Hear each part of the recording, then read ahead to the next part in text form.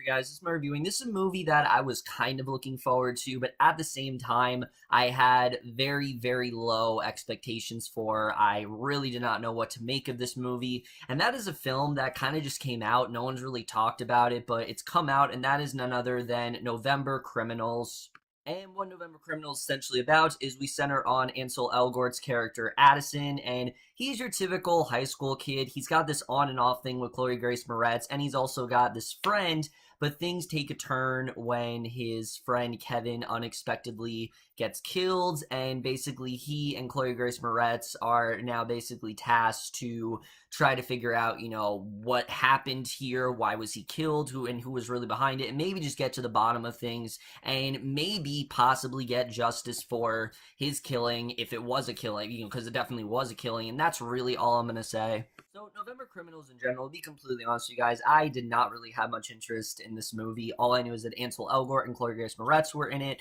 I really was not looking forward to it that much. The trailer especially really took me out of it. I really started to get less and less excited, and it was a film I was looking forward to because of the cast, but it just looked like a film that looked really bland and wasn't going to interest me, and just looked like your typical sort of YA film, and yeah, that's kind of what this is.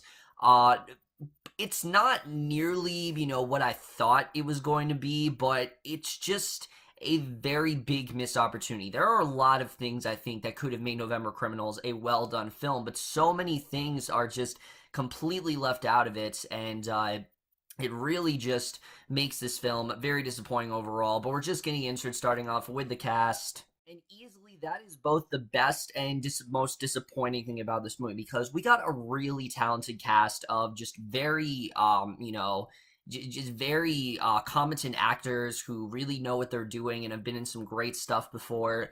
But ultimately, none of them are really given a lot to do. Let's talk about Ansel Elgort, because obviously this is a big movie for him. He just did Baby Driver, arguably his best performance he's ever given, and this is the film that's following it, and this is definitely a huge letdown. I mean, Ansel Elgort, he's good in this film. He does do a good job as a character of Addison. And what I really liked about Addison is his determination to really find out who Kevin's killer is, because, when Kevin dies, no one really seems to care about him except for Addison, and I definitely think Ansel Elgort did a good job here. His character we'll get to a little bit later on, but I thought overall he did a good job. I liked I liked a lot of his acting here, and he definitely did do a really good job here, and he did save the movie from being, a complete bore fest.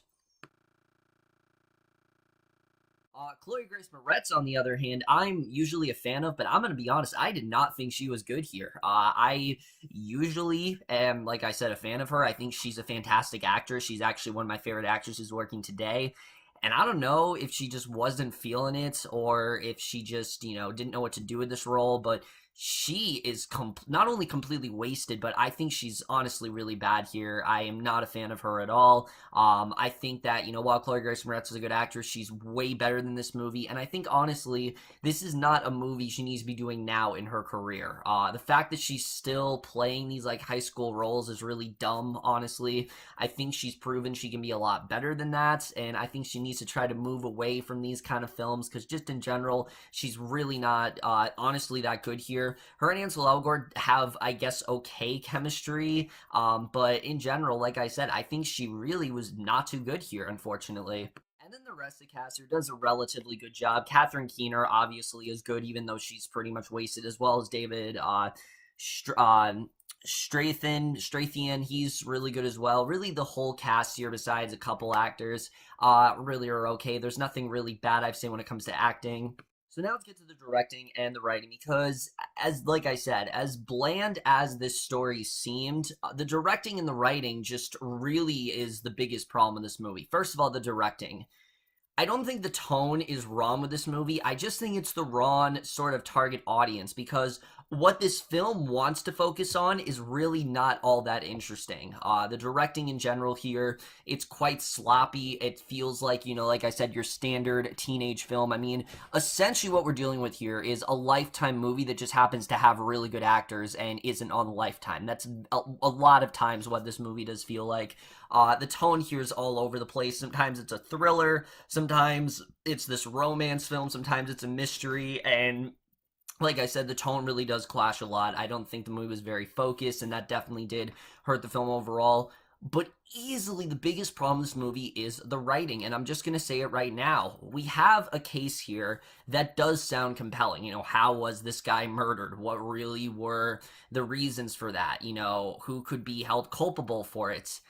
The problem is when this character dies, we have no attachment to him. We literally see this character in like one scene, and a couple scenes later we find out that he's dead. And the problem is, like I said, they never really flesh him out. I thought when he died, I was like, okay, now they're going to show flashbacks of maybe how these guys were friends and things like that. Never happens in the movie. Never happens. We never get any sort of context. We find out vague little things here and there, but other than that, we just don't care about this character. And like I said, similar to the movie, Addison really is the only one who cares about, Kevin's death. The writers clearly didn't care either. Addison's literally the only person that cares, which honestly, it kind of contradicts the whole film, because the whole film, like I said, is Addison trying to get justice for Kevin's death when everyone else just kind of putting it off and just ignoring it, while Addison actually wants to do something about it. And the writing not giving Kevin the necessary development, like I said, just very much goes against that idea, and I think it just doesn't really work at all. The case in general was just very bland. I've seen it done so much better in other films, and I just really wasn't all that into it, to be honest with you. I thought the writing here was particularly very weak. There are definitely some dumb scenes, and I really was not a fan of the screenplay at all. Also, we got a whole subplot going on here between Ansel Elgort and Chloë Grace Moretz, and I just did not care. They got this whole, on and off relationship where she just wants sex and he wants something more, and I didn't care. I didn't care about their relationship. I didn't care about the fact that it brings them closer. And again, it's not because of the fact that it's Ansel Elgort and Chloë Grace Moretz, who, like I said, Chloë Grace Moretz isn't too good here. I think the reason for it is because her character isn't really that great at all. I mean, she's such an annoying character at points. She constantly just tells him, oh, we're just gonna sneak around, we're just gonna meet up. I really didn't get into her character. Addison as well is very bland. None of these characters I think were well developed at all. I really did not get attached to a single person in this movie, and again, it sucks because there was potential to really dive deeper into these characters, through Kevin's death, but the movie never really views it from that lens. The movie is just very surface level in that way, and I feel like they could have done a lot more with it. And the death in general, once we find out who the killer is, I honestly didn't care. I had no attachment to him whatsoever. It just was, like I said, just really didn't come together at all. Also, I have to point this out. Ansel Elgort, as good as he is in this movie, his character is really dumb, honestly. The character of Addison makes some really dumb decisions, especially when we find out some of the dark shit that his friend was involved in. It's like, dude, how did you have no idea, if you were so close with this guy, that he was involved in this stuff? How are you so left out of the loop? And then when he's even with knowing this stuff, he still wants to do something about it. He wants to confront these guys. It's like, dude, what are you doing? You're gonna hurt yourself. I mean, it's just a question. It's just a character I found myself questioning, but it didn't bother me enough because of the fact I wasn't all invested in the character to begin with. So the fact that he's dumb, again, it's not necessarily a good thing, but it's just not something that's really I'm going to complain about, because I was never really all that invested to begin with. And it's unfortunate because, let me just say right now, the cinematography is gorgeous here. I love the cinematography in this movie. There are some really cool shots.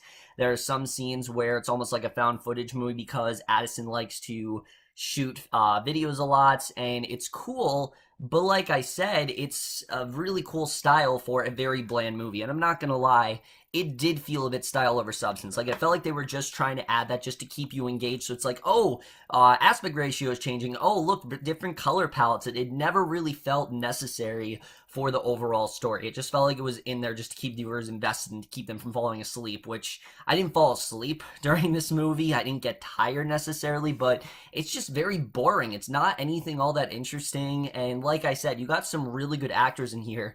It just wastes them. It wastes Catherine Keener completely. She's just Chloë Grace Moretz's mom, who's not really interesting at all. Really, Again, and it sucks because she's a great actress, but she's not good. She's good here, but she has like nothing to do in this movie. But yeah, the cinematography is really good. I was impressed with it overall. But in general, it's just not really anything to ring home about because what we're dealing with here, like I said, is fairly bland. The score as well, I thought was just kind of whatever. It's your typical, just teeny bopper type shit. There's really nothing that great about the score. And the editing. Here's the thing with the editing. You would think a movie like this would be maybe, oh, I don't know, 90 minutes, 100 minutes. No, this movie's like 86 minutes long, and that, again, is one of my biggest problems. I think the movie is way too short. It's extremely rushed. I'm just going to say that right off the bat. Like, I believe 20 something minutes into it, that's when we find out what actually happened to Kevin. But again, we've only seen Kevin in one previous scene, so we just don't feel that attached. There's so many scenes that I felt like was missing from this movie, not in a snowman sort of way where it didn't feel like a movie. No, it felt like a movie that was put together, but it just didn't feel like they took the necessary steps to show this is why this murder is so vital. This is why it's so important. It doesn't really go anywhere. And there were points where it really did feel like they were writing the movie as they went along, and that's, like I said, never a good sign. Guys, November Criminals, I don't think it's a bad movie necessarily, but it's just a huge missed opportunity. It's got a good performance from Ansel Elgort. Chloë Moretz, like I said, she's whatever in this movie. She's really not too good. It completely wastes some great actors like Catherine Kenner and David Strathairn. It completely wastes both of those actors. And it's got a concept that could be really interesting, but it just doesn't provide the depth to these characters that I think was really necessary for this film overall. And unfortunately, because of that, the film just comes across as very flat. It's got some great cinematography, some great imagery, but unfortunately, what we're dealing with here is just a very dull, lifeless movie that I'm probably going to forget the second I'm done here. But overall, guys, like I said, didn't hate November Criminals, but it's certainly not something that I would recommend to any of you. This is definitely not a movie. This is a good movie to watch like in the background, but if you want a really good thriller, just don't watch this one. It's not a good thriller at all. It's not really compelling or anything like that. And unfortunately, I am going to give November Criminals a C minus. So overall, guys, my review of November Criminals. The most guys thought of this movie, if you have seen it, love to your thoughts. And I'm sure not a lot of you have seen this movie, and I'd advise you not to. It's really not worth your time. It's on VOD for a reason. And like I said, I just couldn't really get into it. I really wanted to like it, but these actors are just kind of wasted here, unfortunately. But that's my review. Hope you guys enjoy. See you guys in my next video, and we'll see you guys for that. Okay, bye.